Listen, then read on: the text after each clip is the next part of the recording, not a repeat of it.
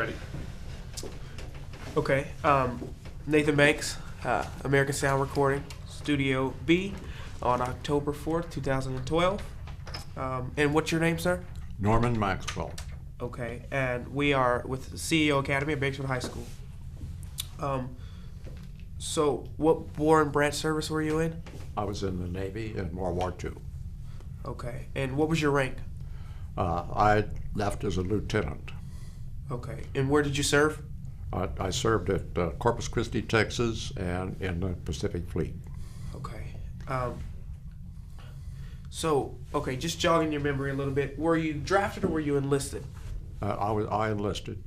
I was in school in my fourth year of college, and I wasn't about to graduate. And a friend of mine went down to take a exam for Navy pilot or Navy cadet training. I went along, and I passed and joined up in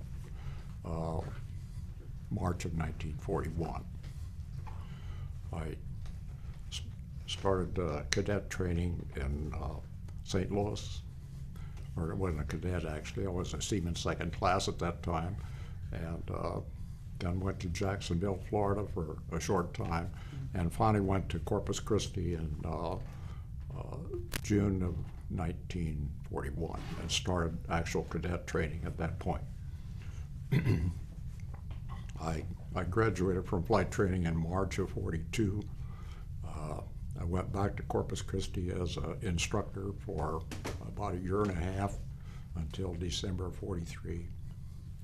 Then I came to the West Coast and was in a trained in a fighter squadron for F-4Us at Los Alamitos, California. Our squadron was supposed to be a land-based fighter squadron, and we went out to Espiritu Santos in May of 44, and we were there for about 3 months, and the squadron was disbanded because of a jurisdictional dispute between the Navy and Marines about who had the authority for land-based fighter squadrons, and the Marine won that battle. So I was reassigned back to Hawaii for a short time, and I requested transfer to the West Pacific, and after going through a short qualification time in F6Fs, which I had not previously flown, I went out to the Pacific as a replacement pilot. And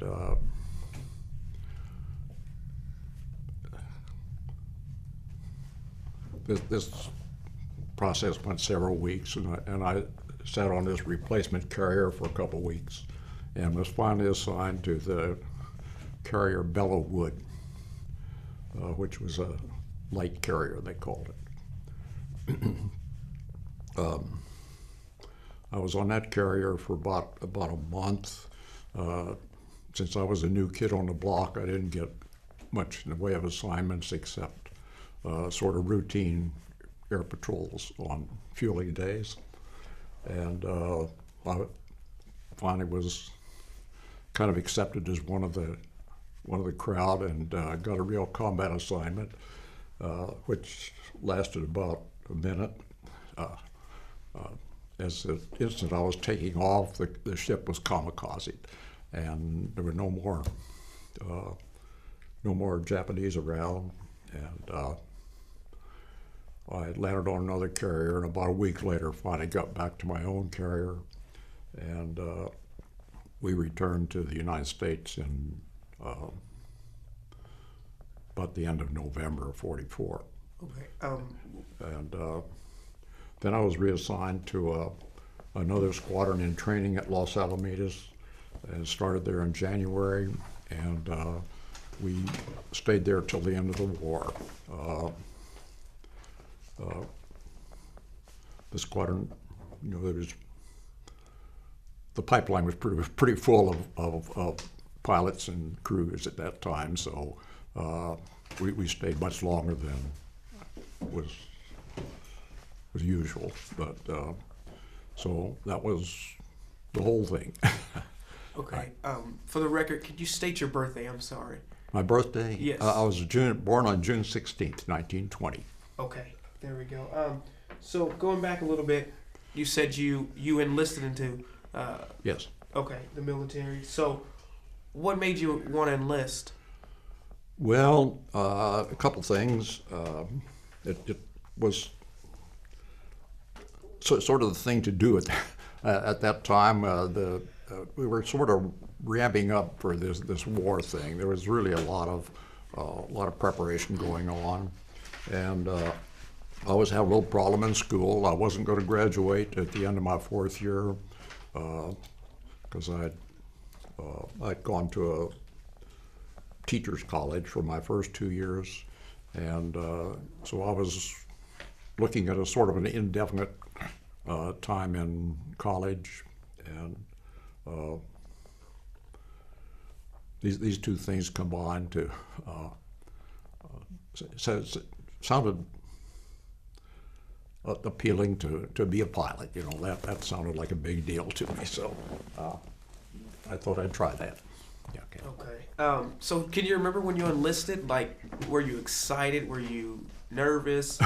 What? No, that's been so long ago that I don't have any memory at all. Okay. What it was. That's fine. Okay, and then so another thing is, do you recall your first day in service, like going to boot camp, training, military training? Do you recall any of that?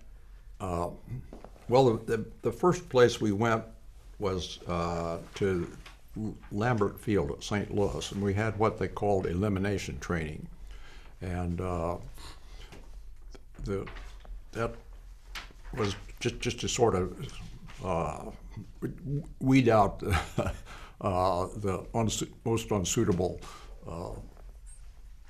people there. And we took 10 hours of flight training, and then if they approved you for making a solo flight and you completed the solo flight satisfactorily, and you were on to the next stage. Okay. Okay. So, do you remember would you by chance remember your instructors for? Oh, I have camp? I don't remember any names at all. Any names? No, okay. No. So, going through boot camp, thinking about it, how did you get through it? Like, did you tell yourself, I can do this, or was there something that you did to push yourself through boot camp? Well, I was a little shy country kid, and so the fact that I found out that I could do all these things was very helpful to me, and I think had a big effect on my whole life. Yeah. Okay. Okay. Now I'm gonna have Austin Williams. She's gonna do another part of this interview here. Okay. Thank you. Thank you. Hello, sir. Pleasure meeting you. Hi.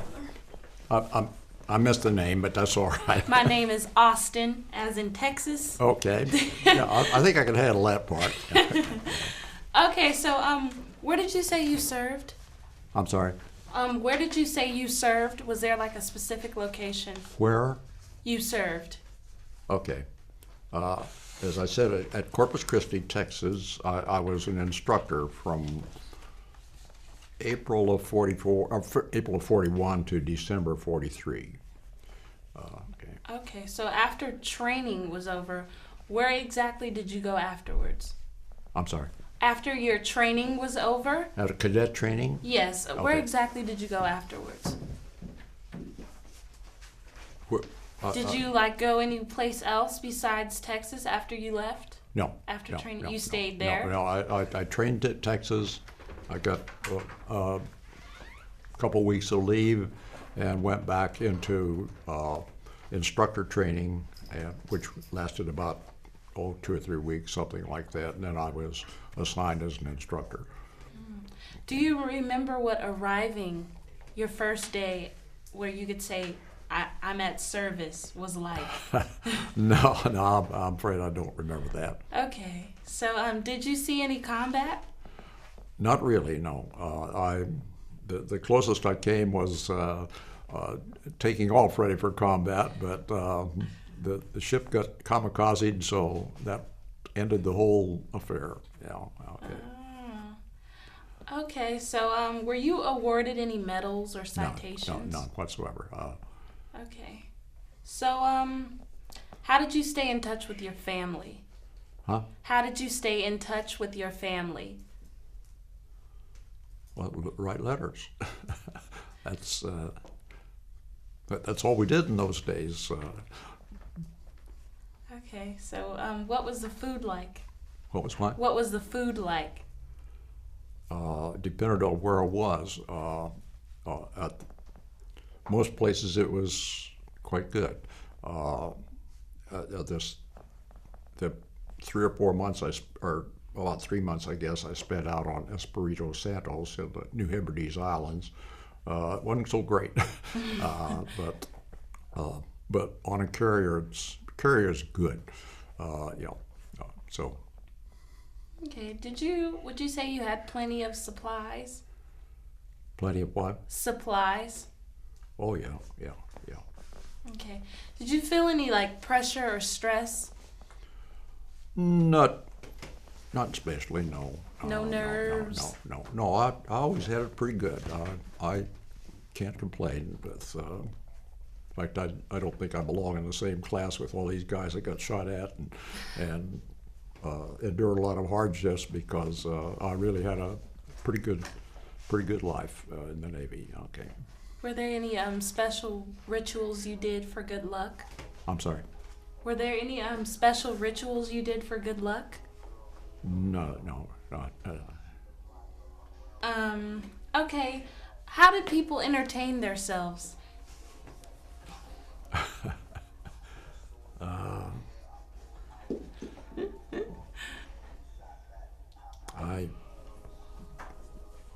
I don't know. We just just did the things people did at that time. Okay, I don't know anything special. What did you do when you left? Did you get married? Well, I got married actually before I left. I got married as soon as I came back from the Pacific in 1944. I met this girl in Long Beach while I was training there, and we got married as soon as I got back, and she lived 58 more years after that. Wow. So we had a very good life together. Okay. Okay, so you didn't travel anywhere while in the service? Well, the things that I've just told you about, we went out there to these New Hebrides Islands. I guess that's traveling, and back to Hawaii, and back to the West Pacific, and back to the coast again. But that's mostly water. Yeah. Wow. Okay. So, do you recall any particularly humorous or unusual events happening?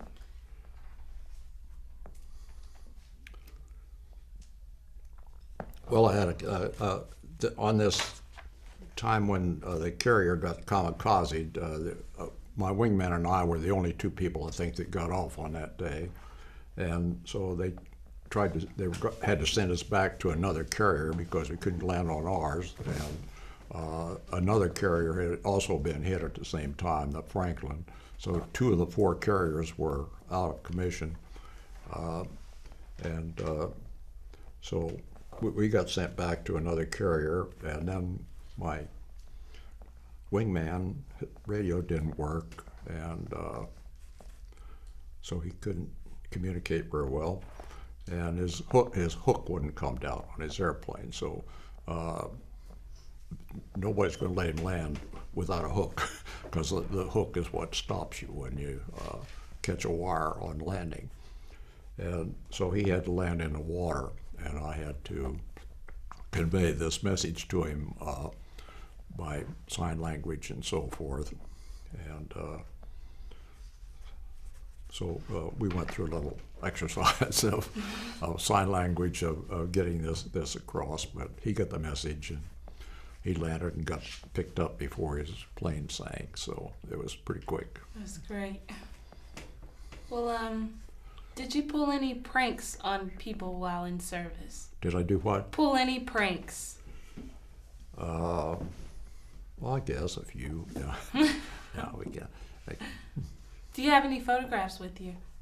I brought one photograph which I left with Mr. Discary downstairs there.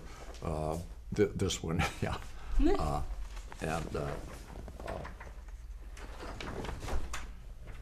that was pretty much what what I saw when I looked back when I took off. Wow.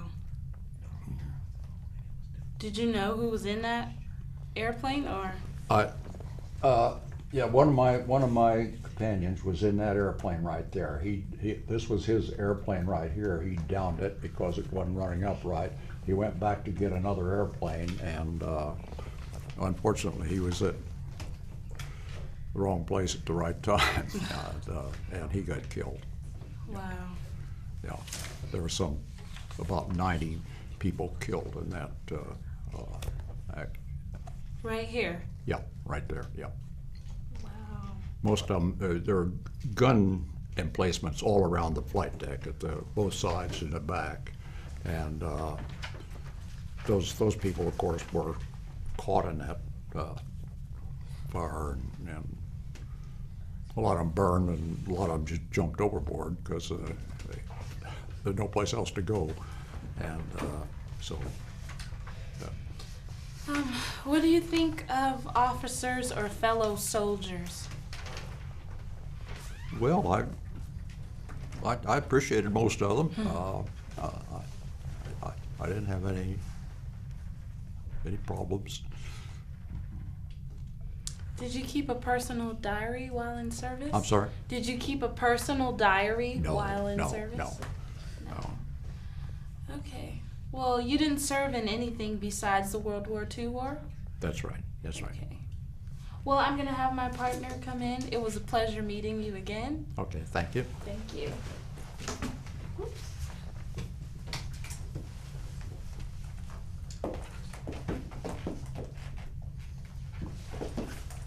We got a tag team operation going here. Huh? Hello, Hi. Crystal. You are Crystal? Crystal? Yes. Okay. Okay. Do you recall the day your service ended? The day I what? Your service ended? Not especially, no. The circumstances of ending the service were our group was really scheduled to be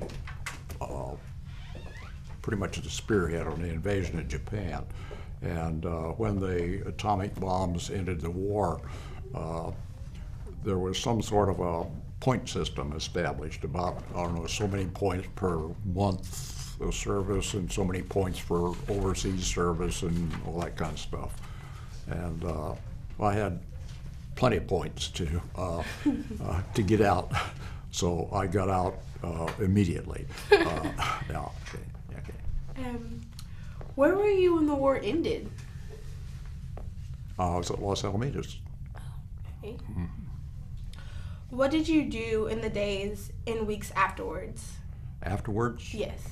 Well, my wife and I went back to my hometown in Illinois, and I enrolled back at the University of Illinois to finish up my college training that I had interrupted to start the Navy. And so we went back to Illinois as soon as